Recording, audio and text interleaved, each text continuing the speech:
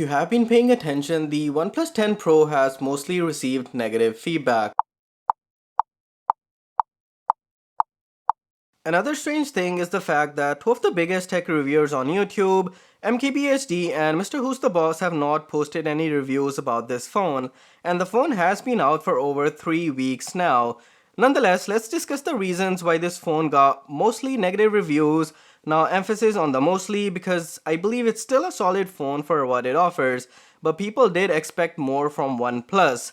Now, like I said in my review, I feel OnePlus intentionally half-baked this phone in order to make way for a superior OnePlus 10 Ultra, which is rumored to be released later this year. Now, the first thing that is missing from this phone is an official IP rating here in Canada and the States. That is, unless you buy it from T-Mobile. Now, the back glass panel of this phone is also Gorilla Glass 5 instead of the much stronger Gorilla Glass Victus. Now, the charging speed is also 65 watts instead of the tiny bit faster 80 watt for the rest of the world. But these things don't matter to me or around 90% of the people. But what matters is that you guys subscribe to this channel if you are enjoying this video. Perhaps the biggest letdown about the OnePlus 10 Pro are its cameras. Now, OnePlus is using a similar setup like that of the OnePlus 9 Pro from last year, which in itself isn't that bad because companies like Google and Apple have been doing the same for years. But the thing is, those companies make good use of those camera sensors.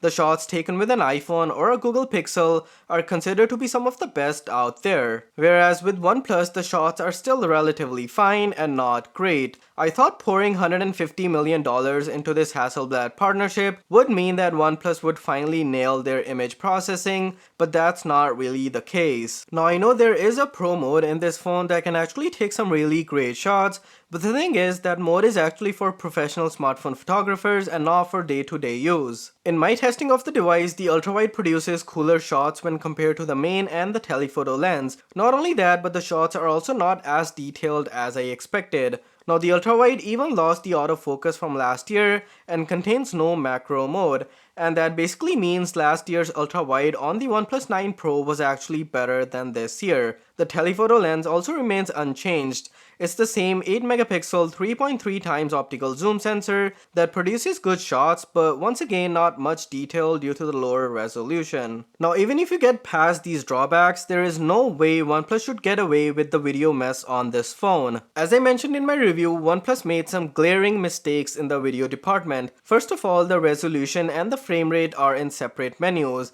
Then, not all cameras can shoot in the same frame rate or resolution. The front selfie camera, even though is 32 megapixels, only shoots in 1080p, and so does the telephoto lens. 4K 60 can only be shot on the main lens. So let me get this straight. OnePlus decided to include 8K video recording on their camera but not 4K 60 on all cameras. I mean, that is a really dumb move. The only common resolution between all these cameras is 1080p, and that's in 2022, in a world where so many content creators are using their phones to make content. Now, OnePlus could have done so much with this camera setup. Instead, they made it a mess. Now, I'm pretty sure all the things that I mentioned above are going to be corrected in the OnePlus 10 Ultra that is rumored to be released later this year, because the only way it would make sense for an Ultra phone to exist at a higher price tag is if it's better than the OnePlus 10 Pro. Well, that's it for this video, guys. Let me know if I'm correct or if I'm wrong, and whatever the case, be sure to subscribe to this channel, and I'll see you guys in the next one.